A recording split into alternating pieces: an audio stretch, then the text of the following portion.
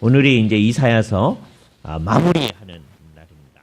이사야 제 66장 22절부터 24절에 있는 하나님의 말씀을 들으십시오. 이사야 66장 22절에서 24절입니다.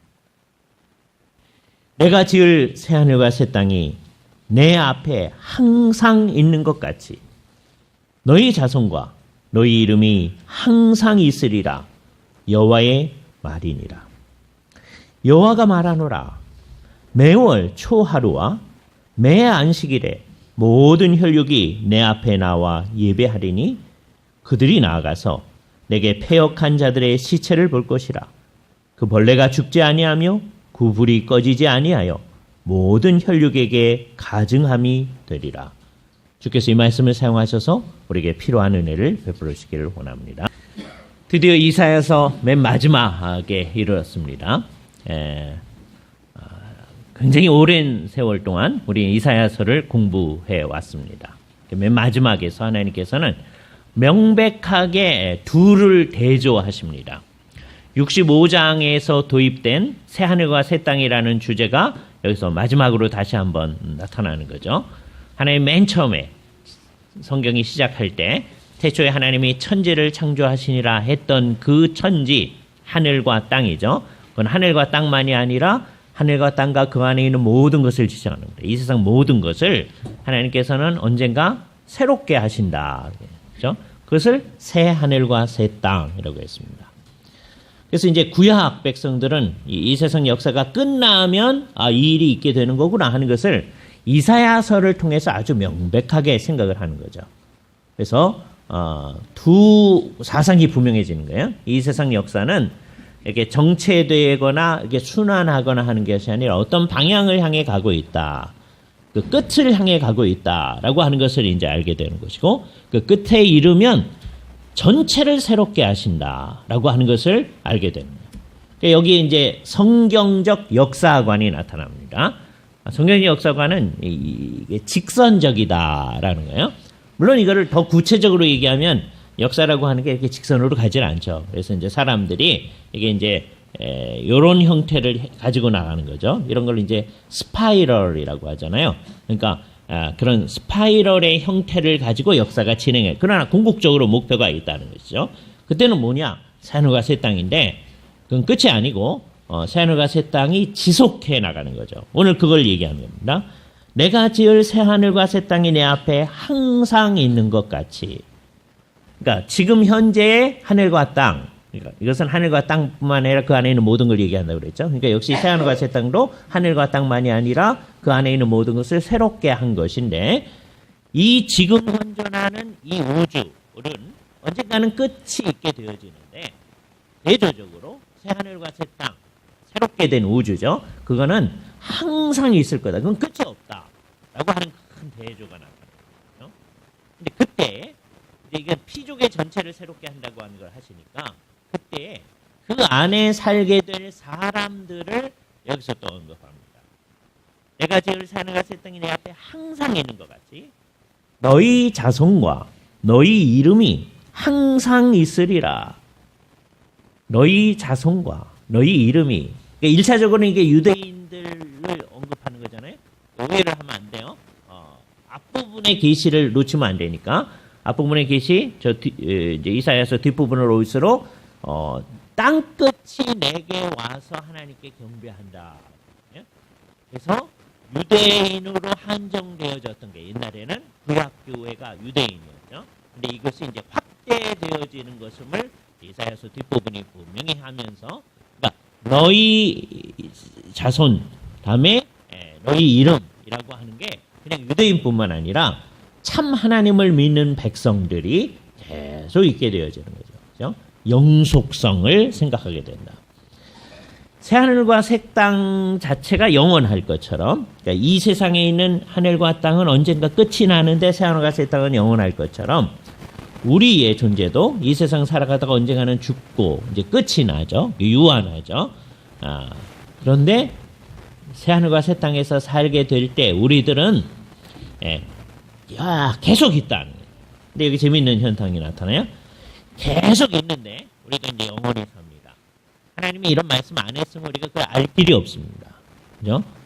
이 세상 사람들은 되게 이제 저희가 경험해봐야 안다고 생각하잖아요. 그러니까 만일에 그 경험해야 안다는 원칙을 끝까지 주장을 한다면 이 주장을 할 수 있는 게 아니에요. 왜? 그건 영원히 사는 사람만 할 수 있는 거예요. 그리고 언제 하느냐? 끝에 가서 해야 돼요. 영원에 가서 해야 돼요. 그죠? 그 전까지는 이제 내일 어떻게 될지 모른다고 생각하니까 못 하는 거예요. 그러나 하나님의 말씀에 근거해서 우리가 이 얘기를 할 수 있는 거예요. 그러니까 이 세상에 있는 사람은 다 죽는데 그게 왜 그러냐? 맨 처음에 죄악을 범했기 때문에 이 세상의 모든 사람들이 다 죽는 거죠. 그런데 주께서 구속하셔서 세우실 이 백성들은 나중에 영원히 살아가게 될 것이다. 그럼에도 불구하고 여기 재미있는 현상이 나타나는데 그때도 우리는 유한하다. 영원히 사는데 유한해? 예, 그래요. 그래서 유한성이라고 하는 게 그저 영원히 사느냐 못 사느냐의 문제만이 아니다 하는 거예요. 유한성을 조금 더 잘 알 수 있는 게 이 세상이죠. 언젠가는 죽으니까. 하나님은 안 죽으시니까 영원하다. 하나님은 영원하고 우리는 유한하다. 그렇게 얘기할 수 있는데 나중에는 우리도 하나님의 말씀에 의하면 영원히 살거든요. 예수 그리스도를 믿는 사람들은 영원히 사는데 그래도 우리는 유한성을 지녀서 하나님은 무한하고 그 상황, 새하늘과 새 땅에서도 인간은 유한하다. 유한한데 하나님께서 영원히 살 수 있는 그 선물을, 은사를 우리에게 주셔서 하나님의 영원성의 일부를 우리가 가지고 살아갈 수 있게 하시는 것이죠. 그죠? 그리고 이게 분명하다고 하는 것을 나타내기 위해서 하나님께서는 여호와의 말이니라 라는 말을 덧붙여주고 있어요. 이건 정말 믿어야 된다는 거예요. 그러니까 오늘 얘기하는 모든 것들이 누가 경험해서 아는 게 아닙니다.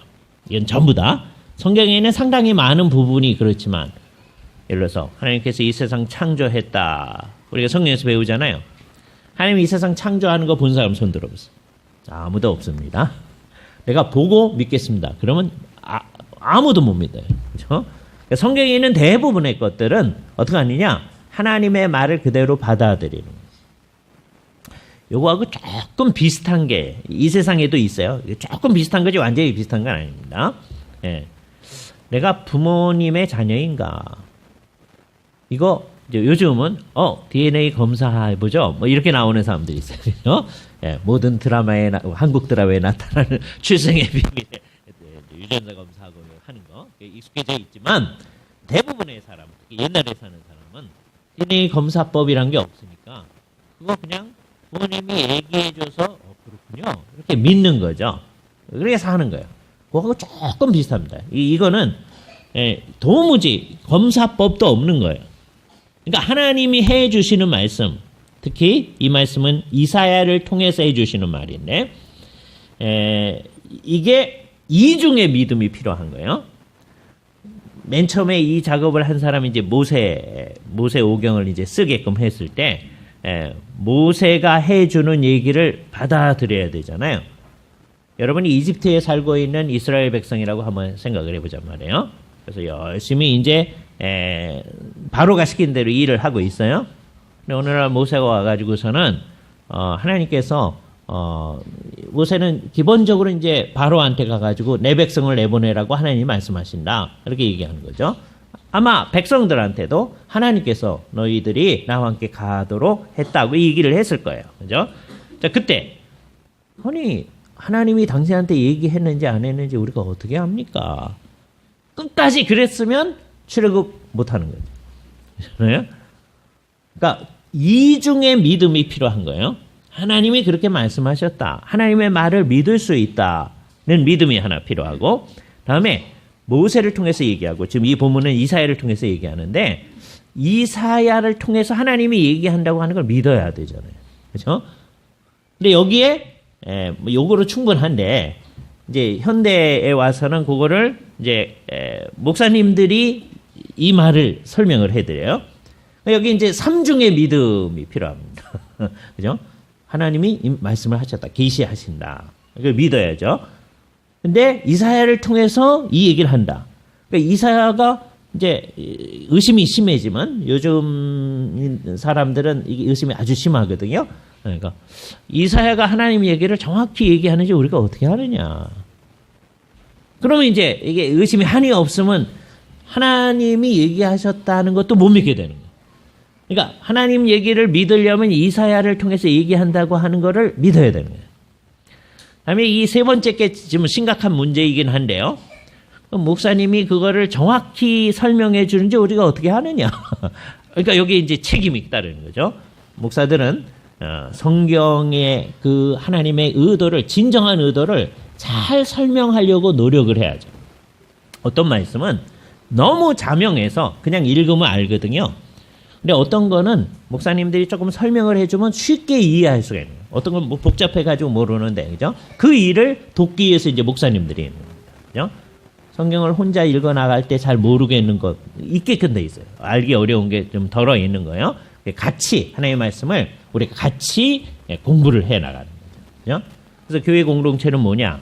하나님의 말씀을 펴서 같이 읽고 그 뜻을 우리 가운데 새기고 그 뜻대로 살아나가는, 그거 하기 위해서 맨 처음 해석을 해야 되잖아요. 다음에 그 말씀을 받아들여야죠. 그 말씀대로 실천해야죠. 그런 공동체예요. 그래서 교회 공동체는 해석 공동체이고 하나님의 말씀을 펴서 읽고 해석하는 거예요. 근데 거기서만 멈추면 안 되고, 사람들이 이제 되게 이렇게 모여가지고 그것만 하고 끝나요.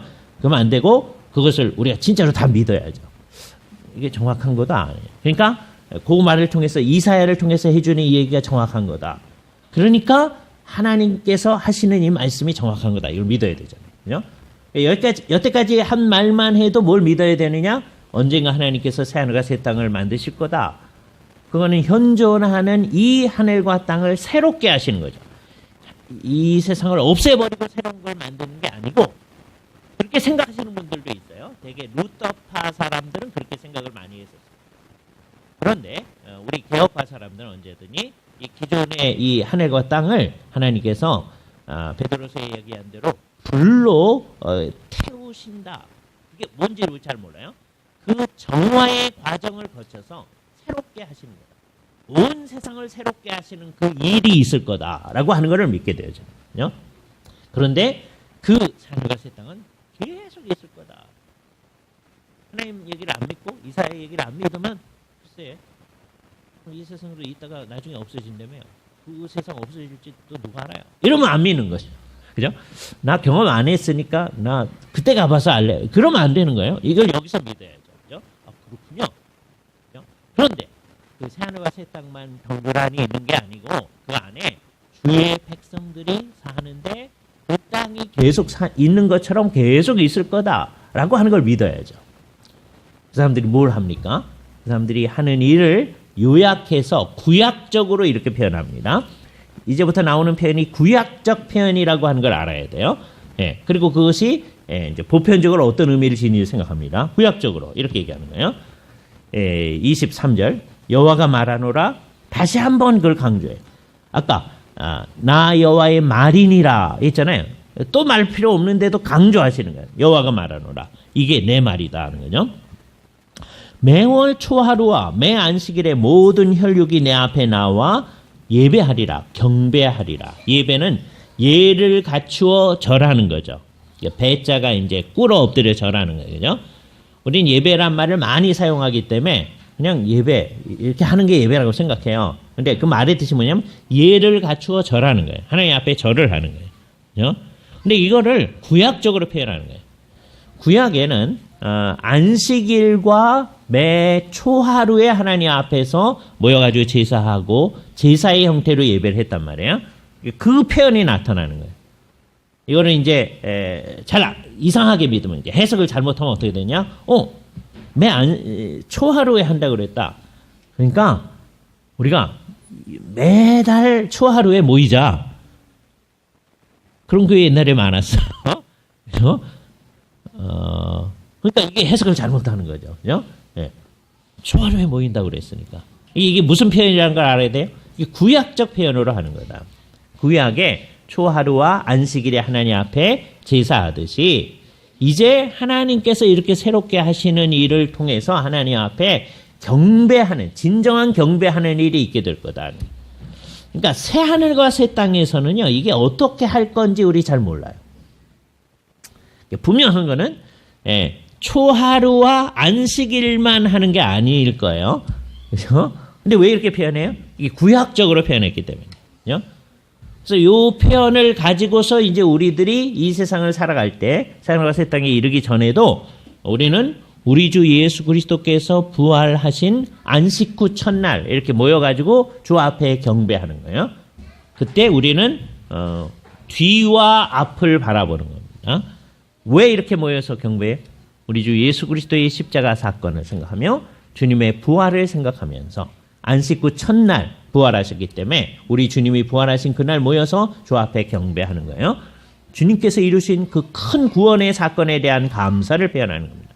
그러면서 장차 새하늘과 새 땅에서 있게 될 그 경배를 미리 바라보면서 여기서 하나님 앞에 경배를 하는 거예요. 그래서 여기서는 새하늘과 새 땅에서의 경배를 중심으로 얘기를 하는데 그게 우리에게도 의미가 있는 거예요. 우리 나중에 이렇게 새하늘과 새 땅에서 하나님께 경배해야 될 사람이니까 그건 당연한 일이란 말이에요. 구속함을 받은 백성들이 당연히 그때 경배하듯이 이 세상 속에서도 경배를 해야 되는데 이 세상의 이제 구조 속에서는 언제 하느냐 그랬을 때 유대인들처럼 안식일 날 모여서 회당에 모여서 하는 게 아니고 우리 주 예수 그리스도께서 부활하신 날로 이게 의식적으로 변화를 한 거예요. 이게 쉽지 않습니다. 바울이 곳곳에 다니면서 복음을 전도할 때 어떻게 하느냐? 유대인들이 모이는 회당에 가서 복음을 전하거든요. 그러니까 같이 안식일 날 모였던 거예요. 그런데 이 사람들이 이제 예수를 믿자 우리가 기다리던 메시아가 이미 왔다고 이제 선포를 한 거예요. 그게 누구냐? 나사렛 예수다라고 하는 것을 바울이 선포했을 때 그걸 믿는 사람이 생기고 안 믿는 사람이 생기잖아요. 그러니까 안 믿는 사람들은 왜 이상한 얘기 하냐? 우린 메시아를 지금부터 기다려야 된다. 그래서 유대인들 가운데 지금까지 메시아를 기다리는 사람이 있습니다. 메시아가 아직 안 왔다고 생각하는 거죠. 그러나 우리는 메시아가 이미 왔다고 생각하는 사람들은 어쩔 수 없이 쫓겨나가지고서는 따로 모이는데 그 사람들은 세월이 지남에 따라서 점점점 우리 주 예수 그리스도께서 부활하신 안식 후 첫날 이 주일날 모이기 시작합니다. 여기 우리 의식이 나타나는 거예요. 그죠? 주 앞에 나와서 예를 갖추어 절하는 일을 하는 겁니다. 우리 영혼의 무릎을 꿇어 주 앞에 절하는 하죠. 이거는 무엇 때문에 하는 거예요? 그러니까 우리가 여기서 그걸 하는데 과거의 일, 우리 주 예수 그리스도께서 죽으시고 안식 후 첫날 부활하신 그것과 연관해서 하는 거예요. 그러면서 동시에 나중에 새하늘과 새 땅에서 우리가 주께 경배할 것을 생각하면서 이 일을 하는 것이죠. 그러니까 주일 예배를 할 때 우리 마음속에 이 일은 그리스도의 구속과 장차 우리가 주 앞에 경배하는 일과 연관되어 있는 역사적인 사건이다라는 의식을 갖고 경배를 하는 거예요. 그 마음이 있어야 됩니다. 제가 늘 얘기하지만 우리가 이렇게 주일날 모여 예배하는 게 버릇이 돼야 됩니다. 안 오면 이제 큰일 난다. 이런 마음이 어린아이서부터 어린아이까지 다 있어야 돼요. 그러나 버릇돼서 이렇게 예배하는 건 무의미하다. 예? 버릇이 돼야 되는데 주일날 예배 안 하고도 나 괜찮다. 이렇게 되면 안 되는 거거든요. 그러나 버릇이 들어서 예배 안 오면 찜찜해서 합니다. 이러면 안 되는 거거든요. 예? 주께서 이루신 구속이 얼마나 감사한지 그거 아니면 난 살 길이 없는데 너무너무 감사해서 감사를 표현하는 예배. 그래서 매 드리는 예배가 감사 예배라고 했죠. 그리고 우리 자신이 우리 자신을 주 앞에 헌신한다는 의미로 이 예배를 드리는 거예요. 그래서 늘 주 앞에 예배를 합니다. 우리는 이제 이렇게 모여서 예배를 하죠. 근데 장차는 어떻게 하든지 잘 얘기를 안 해주셨어요. 새하늘과 새 땅에서 예배가 어떤 식으로 일어나는. 분명한 것은 그때 무슨 목사가 성경을 설명해주고 그런 건 필요 없을 것 같아요. 그렇죠? 우리가 다 하나님을 다 잘 알거든요. 예? 그러니까 어떤 식으로 예배가 이루어질지 그건 잘 모릅니다. 그렇죠? 하나님께 찬양이 있다 하는 건 분명해요. 그런데 어떤 식으로 찬양할런지 모릅니다. 그죠? 그때요, 우리가 이 세상에서 부르던 찬양도 같이 부를 거예요. 그죠? 그때 새롭게 작곡한 찬양도, 작사한 찬양도 부를 거예요. 그렇지 않겠어요? 이 세상에서 한 것 변화시켜서 사용합니다. 좀 아까 우리가 헌상송 할 때요, 그 곡조는 우리 모차르트가 작곡한 곡조예요. 그래서 우리는 천주교인들이 작곡한 곡조도 가져다가 하나님 앞에 경배하는 데 사용합니다. 그렇죠? 아마 모차르트가 비엔나에서 아마 거기서 주로 작업했으니까 성 스테반 성당 거기서 이제 예배를 하도록 하기 위해서 그 작곡을 했을 가능성이 매우 크겠죠. 꼭 거기가 관련돼 있는지 아닌지 모르지만 하여튼 비엔나 가면 늘 성 스테반 성당 앞에 한번 가잖아요. 그죠? 예. 아마 그랬을 거예요. 그러나 그 곡을 그 사람의 생각 뭐 이런 거는 우리하고 안 맞는데도 우리는 그걸 가지고 변화시켜서 사용하는 거예요. 그러니까 하나님께서 나중에 새하늘과 새 땅에서 우리가 주를 찬양할 때 이 세상에서 했던 것들을 다 변화시켜서 우리가 다 사용하게 될 겁니다. 그죠? 이렇게 찬송가 가사 가운데 틀린 가사도 있어요. 아까 첫 번째 맨 마지막에 불렀던 찬송 17장에 보면 이게 제 선생님이 작사하신 건데요. 오른쪽 왼쪽을 한번 보세요. 이름이 왼쪽이 작사하신 분의 성함이 있습니다. 누가 써 있나요? 김희보 목사님 써 있잖아요. 그죠?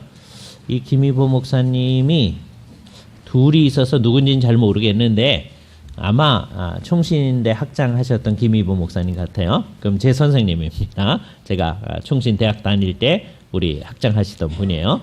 제 친구의 아버님이시기도 하고 그렇죠? 그런데 이게 굉장히 좋은 찬송입니다. 1절 사랑의 하나님 성부를 생각하면서 그랬어요. 2절 은혜의 예수님 성자를 생각하면서 찬양했어요. 3절 위로의 성령님.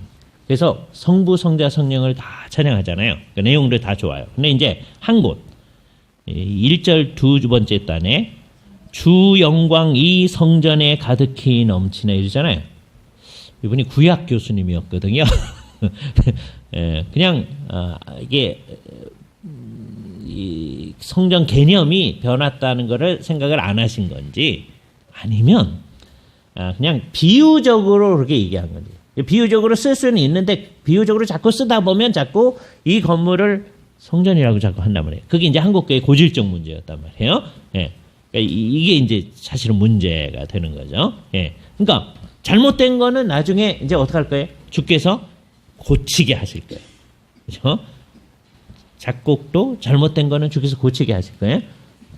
가사의 내용도 고치게 할 거예요. 그래서 우리가 새하늘과 새 땅에서 주 앞에 경배할 겁니다. 그래서 영원히 주님을 경배할 거예요. 어떻게 하는지 몰라요. 그러나 그걸 기대하는 겁니다. 그죠? 그걸 진짜로 기대하는 사람들은 어떻게 하는 거예요? 이 땅에서 주 앞에 경배하는 일에 힘을 쓸 겁니다. 그러니까 가끔가다 경배를 잘 안 하는 사람 뭐 하는 거예요? 새하늘과 새 땅에서 주 경배하는 거 잘 안 믿는다 하는 걸 드러내는 거예요. 그런 거 아니죠? 그러나 그게 드러나는 거예요. 정말 그렇게 생각해야 됩니다. 그러니까 새하늘과 새 땅에서 주 앞에 온 천하 만국의 각 방언에서 나오는 사람들이 주께 찬송할 것을 정말 기대하는 사람들은 그때 그것을 진짜로 믿는다면 어떻게 해야 돼요? 이곳에 함께 모여서 주 앞에 경배하는 일에 힘을 써야 됩니다. 우리 이걸 믿습니다. 그죠? 이걸 믿는다면 우리한테 나쁜 것도 믿어야 돼요. 그 다음번에 나오는 게 나쁜 거예요. 나쁜 거. 네? 그것도 구약적 형태로 표현을 해내갑니다. 봐요. 예배를 했어요. 그리고 이제 구약은 어디 가서 예배를 했었죠? 예루살렘 성전에 가서 예배를 했잖아요. 구약적 표현한 거예요. 성전 바깥으로 나오겠죠. 예루살렘 바깥으로 나오면 남동쪽에 골짜기가 하나 있어요. 그죠?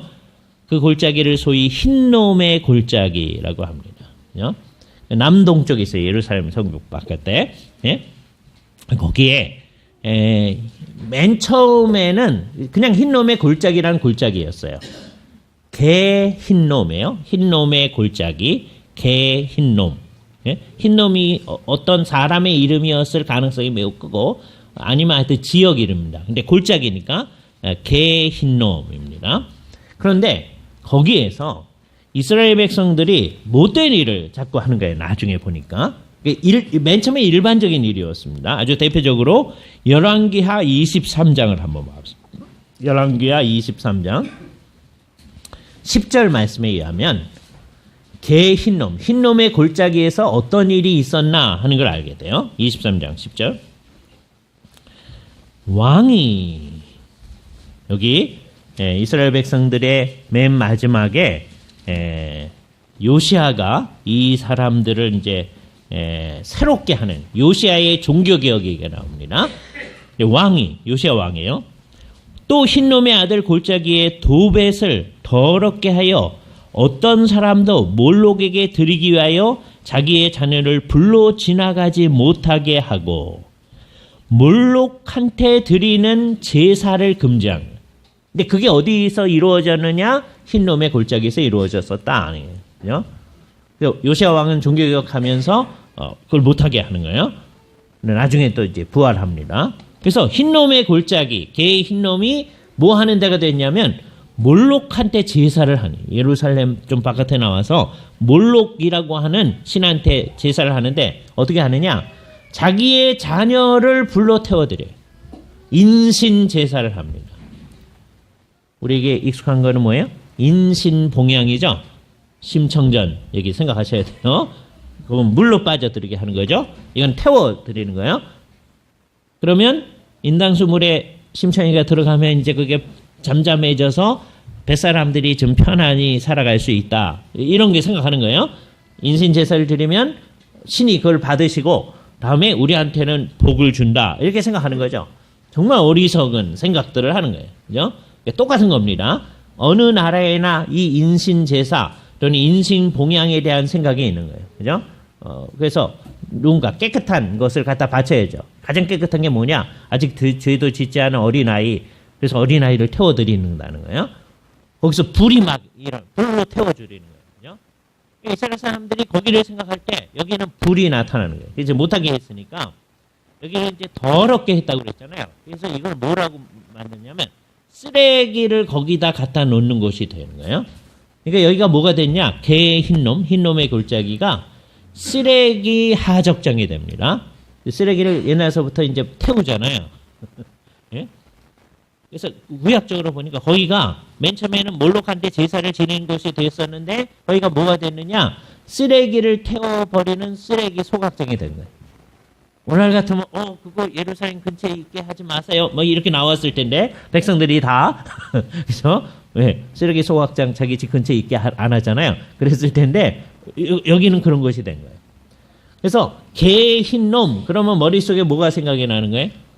항상 불이 타는 곳 이게 생각이 나는 거예요. 요 이미지를 가지고 이사야가 새로운 계시를 우리에게 주는 거예요. 이 말씀 믿어야 돼요. 그리고 그거를 나중에 예수님이 사용하십니다. 어떻게 되는지를 보세요. 우선 이사야가 하는 말을 봅니다. 24절.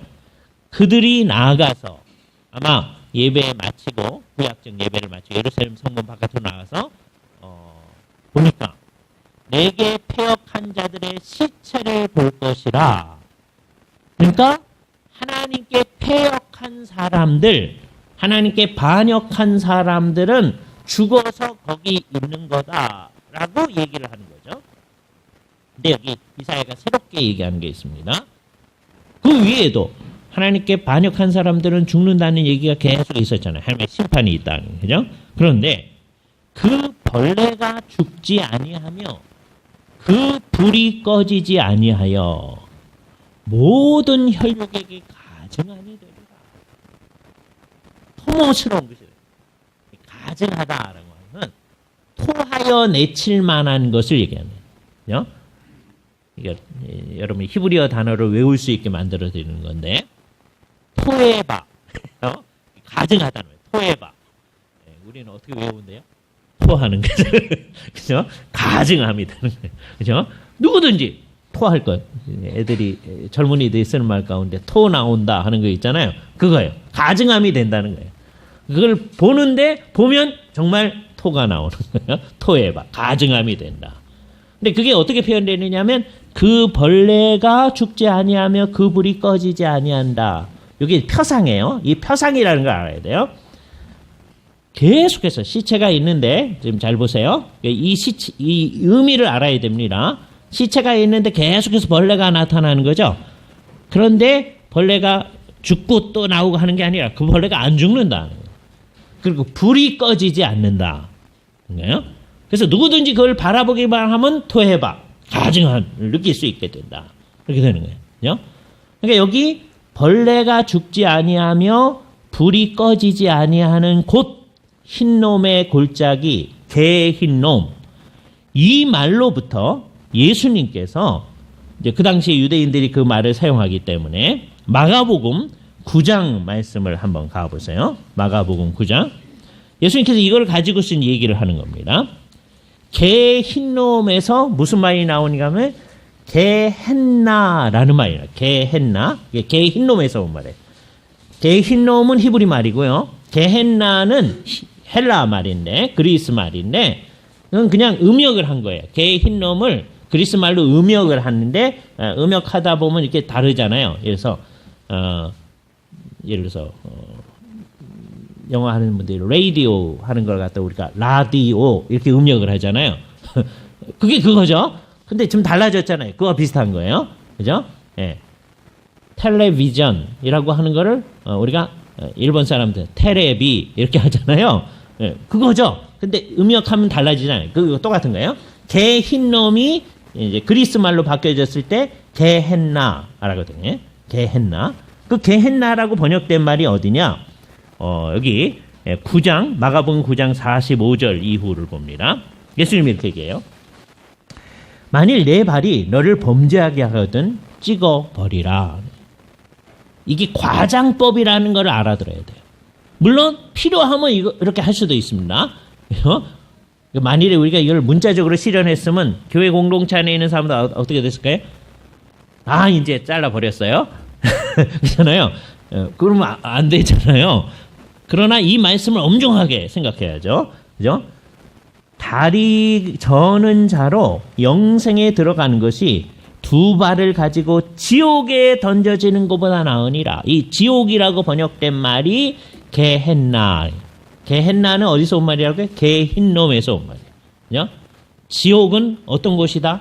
궁극적으로 하나님께 순종하지 않은 사람들이 던져지는 곳이다. 그죠? 그래서 계속 지옥에 던져지는 얘기를 합니다. 근데 거기 48절에 보면 이게 정확히 오늘의 본문에서 온 말입니다. 거기서는 지옥에서는 구더기도 죽지 않고 아까 벌레 그게 구더기 구더기도 죽지 아니하고 불도 꺼지지 아니하느니라. 근데 예수님께서 이제 구약의 표현은 어떻게 되냐면 시체가 있는데 그 시체 안에서 나오는 벌레들이 안 죽고 불이 계속 피어오른다. 왜 불 얘기가 나왔어요? 옛날에 불로 몰록에게 제사 드리고 하던 것의 연상이에요. 그런데 그거로부터 예수님께서는 구약의 그 표상으로부터 진정한 의미를 얘기하는 거예요. 어떻게 되느냐? 49절 사람마다 불로서 소금 치듯 함을 받으리라. 염장질이란 말 있죠? 염장, 우리가 맨날 쓰는 말이에요. 근데 무슨 뜻인지는 몰라요. 그죠? 염장이 뭐예요? 소금 치는 거예요. 여러분 칼로 이걸 뱄다고 해보세요. 그죠? 거기에 소금을 딱 치워보세요. 어떻게 해요? 더 아프죠?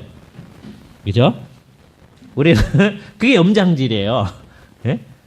근데 우리는 염장질 하면은 여러분 어떨지 모르는데 되게 이 옆이 그런 것처럼 생각이 들어요. 옆하고 전혀 상관없어요. 예? 소금에 절이는 거예요. 여기 소금 치듯 함을 받는다. 이게 비유거든요. 예? 상처 난 데에 더 자꾸만 이제 상처를 주면 너무 아프잖아요. 근데 뭘로 그렇게 하는 거예요? 불로 그렇게 한다. 여기 함의는 뭐예요? 구약 이사야서에 말하는 그 시체가 죽어 있는 상태가 아니구나 하는 걸 알죠. 예? 죽어 있으면요 염장질 해야 괜찮아요. 하나도 안 아파요. 괜찮아요. 그러니까 의식을 가진 상태로 있는 거예요. 그러니까 벌레가 죽지 아니하니까 이 지옥에 있는 사람도 죽지 아니하는 거예요. 계속 있는 거예요. 그 불이 어떤 불인지 모릅니다. 이 세상의 불은 언젠가는 꺼져요. 제일 오래가는 불이 원자력의 불이에요. 그것도 언젠가는 꺼져요. 지옥 불은 영원한 불이에요. 영원히. 그러니까 그 하늘과 새 땅이 영원히 있는 것처럼 지옥도 영원히 있어서 거기서 영원히 고통을 받는 것을 예수님이 얘기해요. 그러니까 이게 예수님이 어디에 근거해서 이 말씀을 가져오신 거예요? 이사야서 66장 마지막 부분에 근거해서 예수님 틀리셨네요. 거기서는요 시체가 있고요 그 구더기하고 불이 계속 있다고 그랬지 사람이 의식을 가지고 있다고 안 했는데 시체라고 그랬는데요. 그렇게 말하는 사람은 예수님보다도 더 똑똑해지려고 하는 사람. 네? 계시를 주신 분의 그 의도를 알아요. 이사야가 그렇게 말했을 때 그 뜻은 결국 예수님의 의도 속에 있는 거예요. 그래서 우리는 예수님의 이 말씀, 이사야의 말씀에 근거해서 새하늘과 새 땅이 영원히 있는 것처럼 지옥이라고 하는 실제가 있다는 것을 알게 돼요. 우리는 오늘 하는 얘기는 다 믿어야 된다고 그랬어요. 우리는 좋은 건 믿으려고 그래요. 새하늘과 새 땅 믿으려고 그래요. 근데 지옥은 안 믿으려고 그래요. 점점점 안 믿으려고 그래요. 그죠? 그러나 성경이 얘기하고 있다. 우리는 이걸 우리 마음대로 이건 안 믿을래. 이럴 수가 없는 겁니다. 그렇게 하는 사람들이 있어요. 그게 이제 사실은 기독교를 망가뜨리게 됩니다. 정말 망가뜨리게 돼요. 지옥을 안 믿는 사람한테는요, 아예 처음서부터 이게 문제가 안 됩니다. 이 사람은 워낙 하나님의 말씀을 안 믿으니까. 근데 이게 누구한테 문제가 되냐? 예수를 믿는 사람한테 문제가 돼요. 예수를 믿는 사람이 지옥을 안 믿기 시작하면 그로부터 점점점 많은 것을 안 믿고 신앙생활을 열심히 안 해나가게 됩니다. 그러면 우리는 신앙생활을 열심히 해나가도록 하기 위해서 지옥 얘기를 하는 게 아니고요. 여기서 잘 주의해야 돼요. 이걸 너무 강조하면 지옥 얘기하고 하는 거는 다 하나님의 뜻대로 열심히 살도록 하기 위해서 하는 거야. 그래서 그 다음 얘기는 뭐예요? 말을 안 하지만 사실 그런 건 없는 거야. 이렇게 가려고 하는 사람들이 있어요. 그렇게 되면 이 세상에 기독교가 없어져요. 결과적으로. 우리는 하나님이 해주신 말씀을 그대로 믿는 이 새하늘과 새 땅이 있고 영원히 우리가 주님을 경배하며 주님 뜻 앞에 살아나는 거예요. 그런데 주님을 믿지 아니하는 사람, 그거를 주님을 안 믿는 거를 이제 나중에 자세히 말하지만 그거를 하나님 앞에 패역을 행하는 거라고 생각해요. 지금 사람들이 그거를 그렇게 생각을 안 해요. 이게 문제예요. 그죠? 내가 그 패역은 아닌데 예? 그렇게 생각하는 게 그냥 우리가 주님을 이렇게 제대로 신앙으로 이제 믿는다고 하는 거는 내 처음 믿을 것만 믿는 게 아니고 우리는 믿음은 계속 믿음으로 해야 되거든요. 뭐든 성경은 믿음으로 행하지 아니하는 것이 다 죄니라 그러거든요. 항상 믿음으로 해야 돼요. 예배도 믿음으로 해야 되고요. 일상생활을 해나가도 주님을 믿는 믿음으로 해나가야 돼요. 그죠? 그러니까 우리가 이 세상에 나아가서 어떤 일을 하는데 주님을 믿는 믿음이 거기 작용하지 아니하면 그 죄를 짓는 거예요. 이 예배를 하는데 믿음으로 안 하면 그 죄를 짓는 거예요. 어떤 사람은 하나님 앞에 정말 주님이 원하는 예배를 올려드리는데 우리가 죄를 지을 수 있어요. 믿음이 작용하지 않으면 하나님께서 이사야를 통해서 우리에게 말씀을 하는데 우리가 어떤 건 받아들이고 어떤 건 안 믿고 그러면 그게 죄를 짓는 거예요. 그리고 하나님은 그걸 뭐라고 그러냐? 내게 패역을 행하는 거다라고 얘기해요. 그러니까 믿지 아니하면 누구든지 지옥의 실제를 경험하게 되는 겁니다. 네, 현대인들 가운데 이걸 안 믿으려고 너무 많은 사람들이 그래요. 예수를 믿는 사람도 그러려고 합니다. 그러나 우리는 이 말씀 앞에서 정말 잘 생각해야 돼요. 궁극적으로 영원 상태에서는 딱 두 상태가 있는데 하나는 새하늘과 새 땅이라는 정말 영화로운 상태. 우리가 이 세상에서 그 어떤 영광을 생각해도 비교할 수 없을 정도의 영광의 상태입니다.